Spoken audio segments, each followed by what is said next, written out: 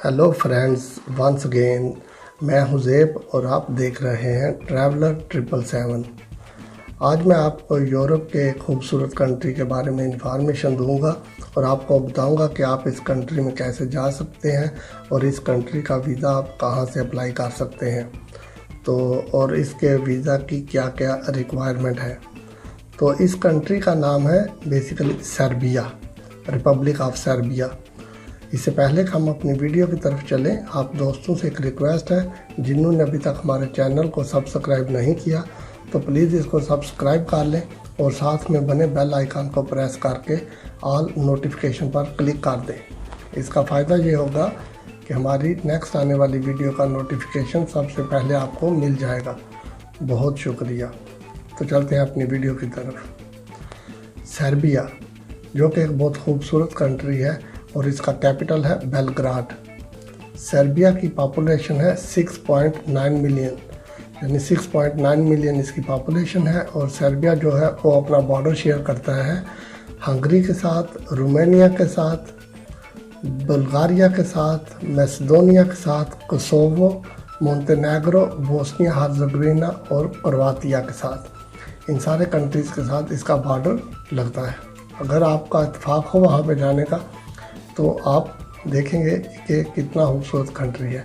और इस कंट्री में बेसिकली सर्बियन लैंग्वेज बोली जाती है, लेकिन थोड़ी बहुत जो है वो हंगेरियन भी बोली जाती है, थोड़ी रोमानियन भी, क्योंकि जिन खित्तों के साथ इसका बॉर्डर लगता है वहाँ पर जो मुकामी लोग हैं वो थोड़ी थोड़ी ये लैंग्वेज बोलते हैं, क्योंकि वो आपस में एक दूसरे के साथ कम्युनिकेट करते हैं, एक दूसरे के साथ आते जाते हैं, तो इस लिहाज से वो ये लैंग्वेज बोलते हैं एक दूसरे के साथ।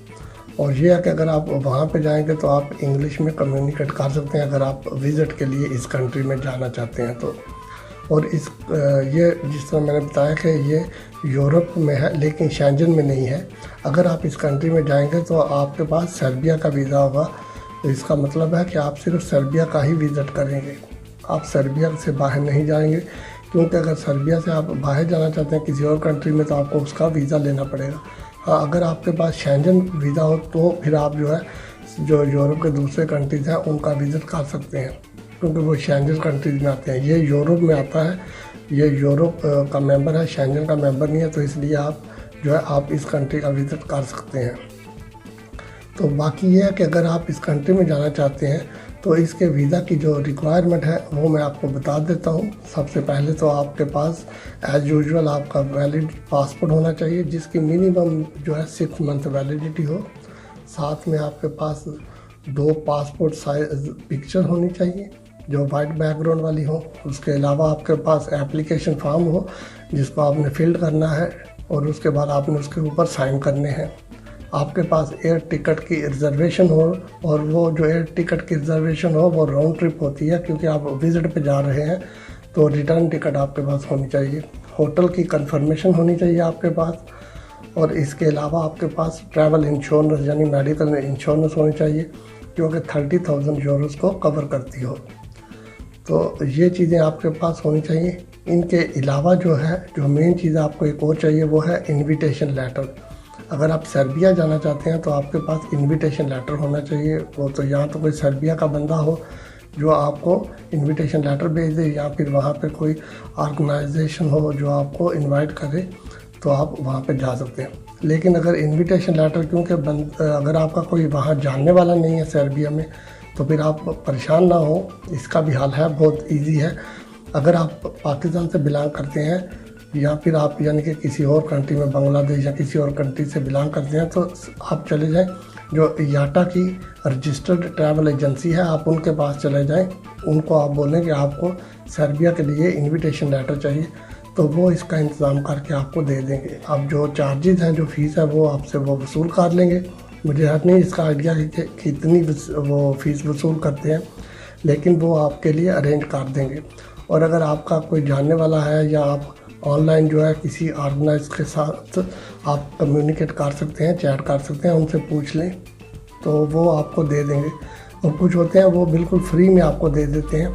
अगर आप वहाँ पे जाना चाहते हैं, या एग्जीबिशन आप फाइंड आउट कर लें कि वहाँ पर कौन सी जगह पे एग्जीबिशन हो रही है, तो आप उस जगह से एग्जीबिशन वालों से कांटेक्ट करके उनसे इनविटेशन लेटर के बारे में पूछ सकते हैं, तो वो आपको दे देंगे।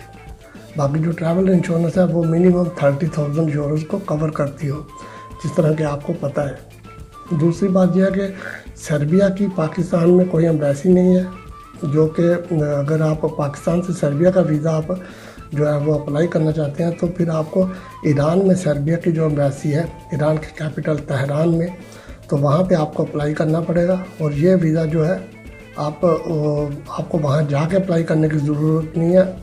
आपको मैं लिंक जो है डिस्क्रिप्शन में दे दूँगा, जो ईरान में एम्बेसी है सर्बिया की, तो आप उनको यानी कि टच कर सकते हैं, या तो आप उनके साथ कांटेक्ट कर लें फ़ोन पे, या उनको ईमेल के थ्रू आप लिख दें तो वो आपको रिप्लाई कर देंगे। तो आप सारे डॉक्यूमेंट जितने भी हैं, फील्ड फॉर्म जो है वो, और बाकी आपके पासपोर्ट की फ़ोटो का भी सारे डॉक्यूमेंट जो है वो आप उनको डिस्पैच कर दें, तो वो चेक कर लेंगे। अगर तो सारा कुछ ठीक हुआ तो फिर वो आपसे कांटेक्ट कर लेंगे। तो अगर आपका वीज़ा अप्रूव हो गया तो आपको बोलेंगे कि आपका वीज़ा अप्रूव हो गया है, तो फिर आप वहाँ चले जाएं ईरान में, वो आपका पासपोर्ट लेके आपको वीज़ा जो है उसके ऊपर आपको लगा देंगे स्टिकर वीज़ा। तो ये है सारा कुछ। लेकिन ये है कि अगर आप सर्बिया में जाना चाहते हैं तो आपके पास पर डे के लिहाज से 50 यूरो जो है वो भी होने चाहिए। अगर आप विज़िट पे जाना चाहते हैं तो ये उनकी रिक्वायरमेंट है कि पर डे के लिहाज से आपके पास 50 यूरोज़ होने चाहिए। और बाकी सर्बिया का वीज़ा अप्लाई करने के लिए आपके अकाउंट में मिनिमम 8 लाख से 10 लाख रुपए, ये मैं पाकिस्तानी करेंसी की बात कर रहा हूँ, आपके पास होने चाहिए। तो फिर आप सर्बिया का वीज़ा अप्लाई कर सकते हैं। बाकी यह है कि अगर आप इंडियन नेशनल हैं तो इंडियन नेशनल के लिए सर्बिया जो है वो ऑनलाइन वीज़ा इशू करता है, उनको वीज़ा की ज़रूरत नहीं है, लेकिन उनके पास सिर्फ राउंड ट्रिप टिकट हो। और बाकी ये है कि आपके पास इंडिया से अगर बिलोंग करते हैं तो होटल की कंफर्मेशन आपके पास होनी चाहिए, और आपके पास मिनिमम 1000 यूरो जो है वो शो मनी होनी चाहिए, तो आप वहाँ पे जा सकते हो। और एयरपोर्ट पे वो आपसे थोड़े से सवाल करके आपको स्टैंप लगा देंगे। और यही यानी कि अगर आप बांग्लादेश से जाना चाहते हो तो आपके पास भी ये रिक्वायरमेंट है जो मैंने बताई हैं। इसी तरह आपके पास ये सारी डॉक्यूमेंट्स की रिक्वायरमेंट है जो आपने थोड़ी देर पहले स्क्रीन पे भी देखी है, और इसका लिंक भी मैं डिस्क्रिप्शन में दे दूँगा, आप वहाँ से भी जाकर चेक कर सकते हैं। और बाकी अगर आपको किसी चीज़ की समझ नहीं आई तो आप मुझे कमेंट्स में लिख के प्लीज़ पूछ सकते हैं, मैं कोशिश करूँगा कि आपको मज़ीद डिटेल में समझा सकूँ। तो thanks for watching, stay tune, फिर मिलेंगे किसी नई वीडियो में किसी नई अपडेट के साथ। तब तक अपना बहुत सा ख्याल रखिएगा। टेक केयर, अल्लाह हाफिज़।